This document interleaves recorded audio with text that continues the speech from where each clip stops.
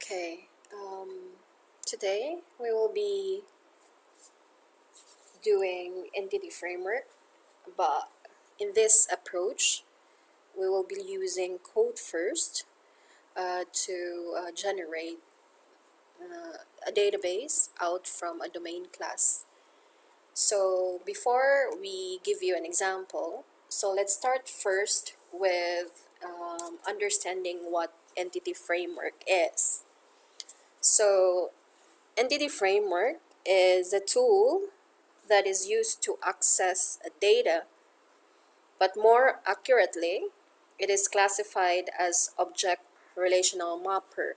So if you notice in the diagram here, um, it maps data from the database into objects in the application. So more or less, it has a higher level of abstraction.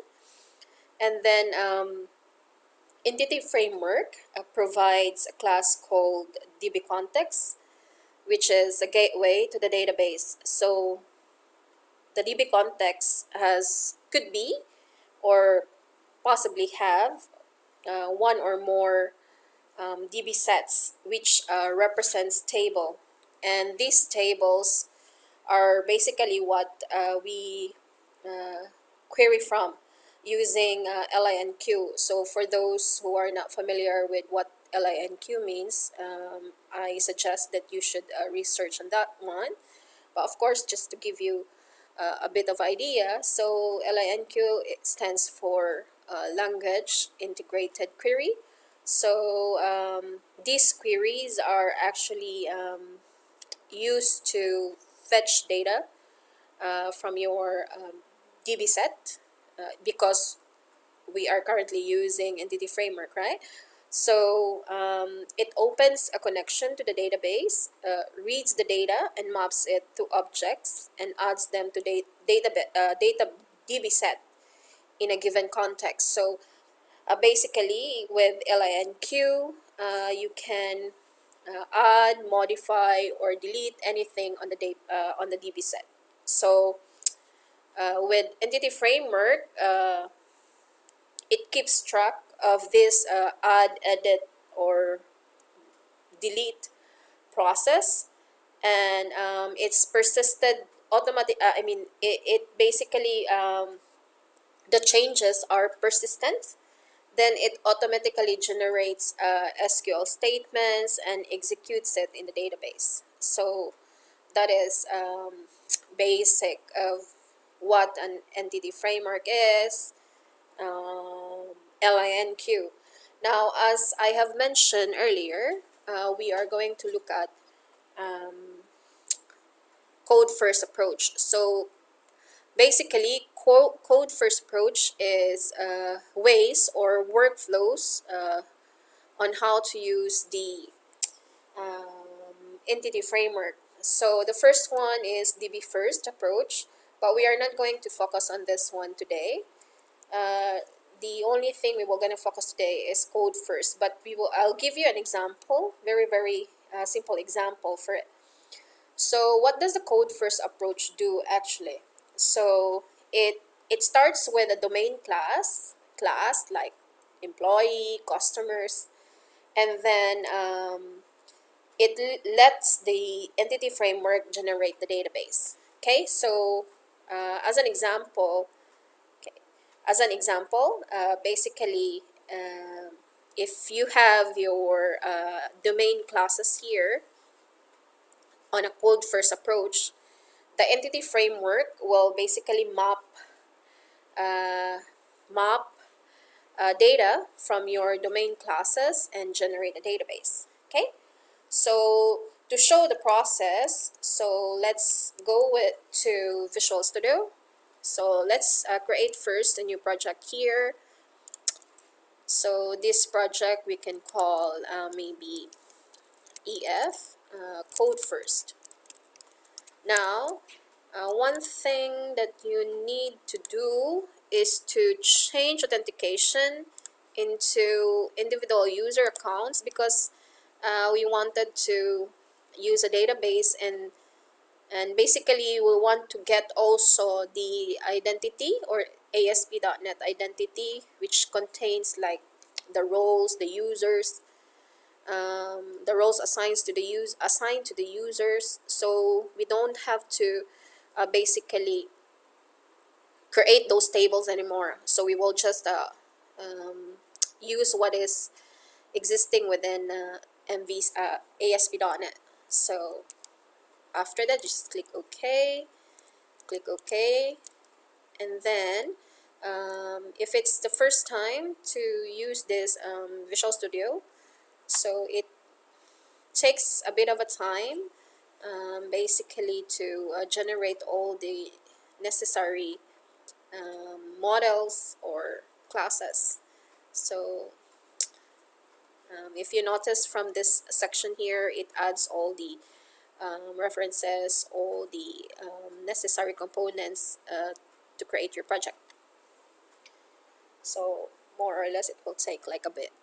I will go through with the whole process so that you can see how long it takes, or how many minutes normally or even seconds it takes to generate the project.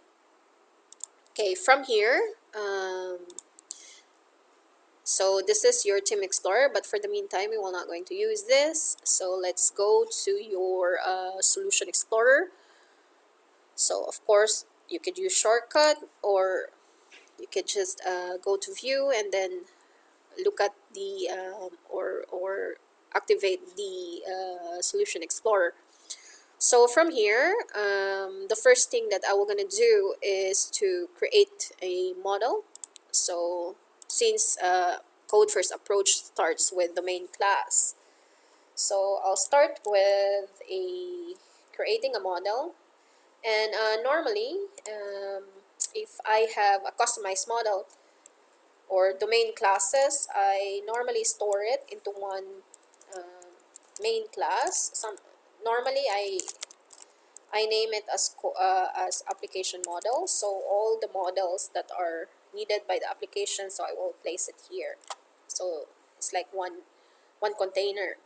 So click add. So from this one, basically, of course, it was already created here. I don't need to have its own. So I will just change this one into movie, assuming our domain class is a movie. So basically the class name is movie, and then I will have some properties. So then again, I would assume that you already knew how the structure of a class and how to add properties. So I will have an ID here. The other one is title of the movie, and then another is description. So this is a very simple one. So just to create a one domain class with properties. And then lastly, I would have bool is available. Again, this is a very simple domain class. And then I will set this ID as the key or the PK for the application. And of course, if you notice that there is a red line on the key because the reference is not yet added into these files. So what I will gonna do is to do a quick refactoring. And even if I point the mouse here, you can see this light bulb here. It will provide suggestions for you to do, but before doing so, you just right click quick actions and refactoring, and you will see suggestions, and normally it's on top or the first item there. So you just click system component model that data annotation, because this is an annotation. So you can use this annotation or you can refer this annotation from this reference. Okay, so next thing to do is of course save it. And then after that, I will just this is a constant habit, especially if I added a model. So I'll just build because I wanted it to add this domain class into the application. So this will ensure that basically this class is added in the project. So the next thing to do is to enable migration. So again, since we are using code first approach, and then we wanted to generate a database out from that particular domain class or model, and we were going to do it through migration. Okay, so the first thing to do is to go to tools, look for NuGet Package Manager, and then you have your Package Manager console. Now in here, if you noticed, to enable migration, so you just type enable migrations, and after that just press enter. So wait for the migration process to take place or initiate, and after that you will see a message there stating that the target database is found, or if there is an existing database, okay, or if it's targeting an existing database. But anyway, you can see later on that the migration, enabling migration is done correctly. Okay, so if it's done correctly, you can see a migration folder here at your Solution Explorer, and then you can see this configuration.cs file. Okay, so again, once done with this enabling migration, since we wanted to generate a database out of that domain class movie, so the second thing to do is to go back with your package manager console, and then I will just add an initial migration. But before I do that, that particular migration process, I have to add the model into the identity model, because we wanted to use also the ASP.NET models, right? So the second step that you have to do is to go to identity model, and then from your application DBContext, so this is as I have discussed earlier about entity framework, so we will add our domain class DBSet here. So again, I will just say public and DBSet, and then again, if you look at closely here, DBSet represents a collection of all entities in the context. So since I want to represent the movie, so I will type movie here, and then after that I will have my own name. So normally, because it's a collection, so I will add an S, so it's a standard. So I would have again get and then set, getter and setter. So once done, save it, and then I go back to package manager console to add migration, and then I will just call it initial model. But you can actually rename this one, or you can use any name, any unique name to assign to this migration stage. So I'll just add migration here. So again, press enter and then wait for the migration process to take place, and add that particular model.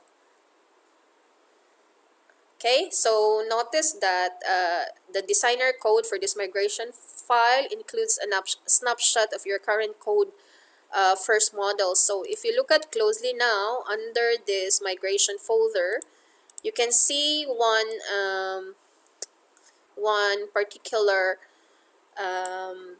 CS file. So if you click on this CS file, initial model, which actually you name it while you were adding the migration, so you notice from here, it creates a table movie, ASP.NET, the identity. So all of this are done by the migration process. So again, it generates the database out of your domain class. So currently I have this domain class movies, right? A movie from my model here, from my application model. So if you look at the properties here, this is also the same properties that are actually migrated. Okay, so the next step is to be able to update the database so that this migration process is reflected on your database. So to do that, you just type under your package manager console, update database. So currently the data connection is not yet there because we haven't updated the database based on the migration process. So again, when I update the database, so there would, from there you can see change,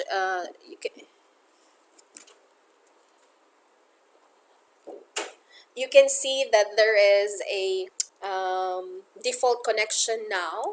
So if you noticed here,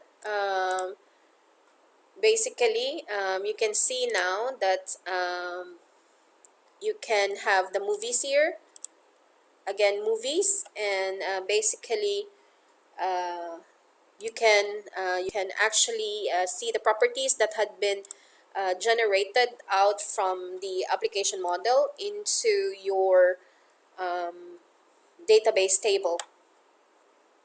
Okay, so from there we are ready to map our database in order, I mean, use the database to uh, to create common read and write methods uh, from our controller lab.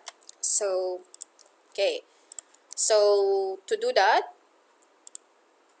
we can actually create a new controller which will map with our entity framework, because as I've said, the database is already updated and the domain classes is all actually generated with a database table now. So if you look at closely here, there is one option here from your controller side called entity framework, and then after that you just click add. Okay, so you try to find the movie here, but because it's a code first approach and it's still using the DBContext, so from here it's totally different from a DB first approach. You know, don't have a DB entities here, but rather you will be going to use the DBContext. So again generate views so that it will auto generate the read and write properties as well as the views for your application. Okay, so basically that's how simple migration process is in the in MVC, or using code first approach in ASP.NET and use an MVC template. Okay, so it will take, again, it will take a bit of a time because it will add all the views here and the references to the views. Okay,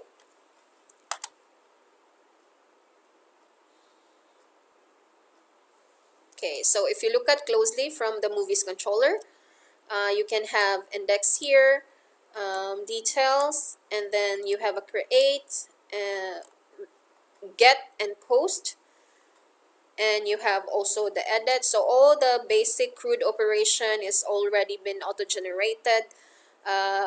auto-generated and mapped to your database now. Okay, so let's try to see whether we can store, but by default it will be. So let's just run our application and see if we can interact with the database, or if there's no other issues connecting with the database. Okay, so again, it's a bit of a time to run it locally, and of course your computer speed, your computer current specification also affects the way the application is running, so just bear with it. Okay,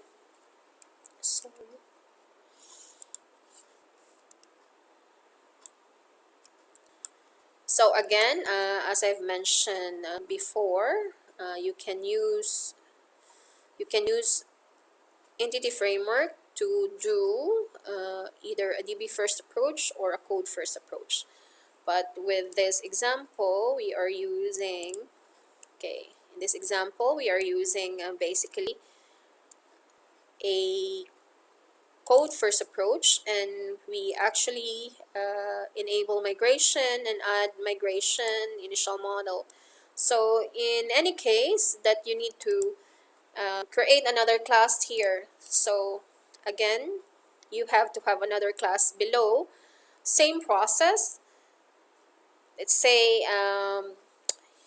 you want to add a customer domain class.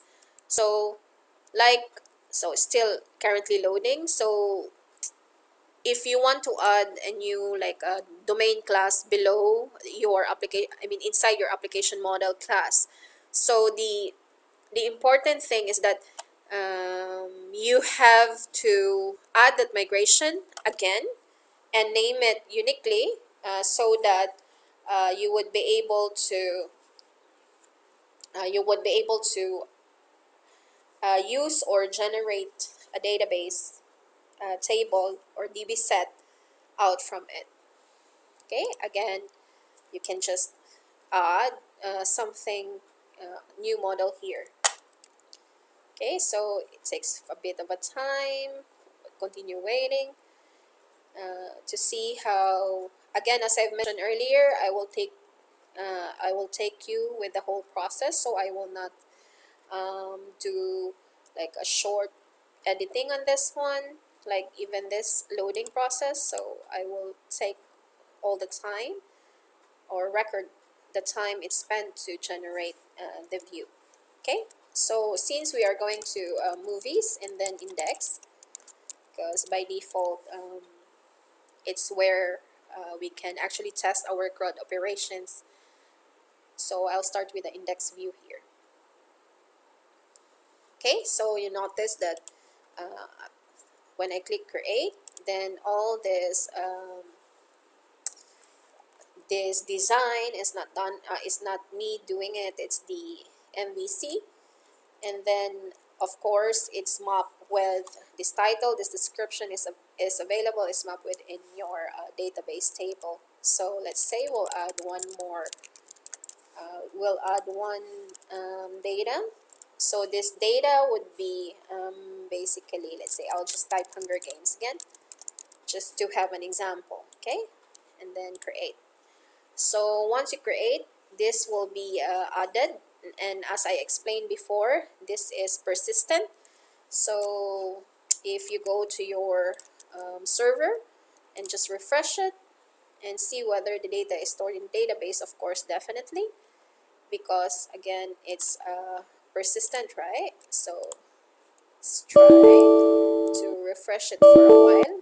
Again, the one error that you see is a common thing, because I'm currently using it, and then after that I'm trying to see whether the records are actually inserted. So I'll just refresh it again to see whether the record is actually in the database. But of course it is inside because it was shown on your view lab. Okay, so notice that it's now inside the database table. So again, that's how simple code first approach is. If you have questions or clarifications, please write it on the comment section, and we'll be willing to answer all your questions regarding this video. Okay, thank you.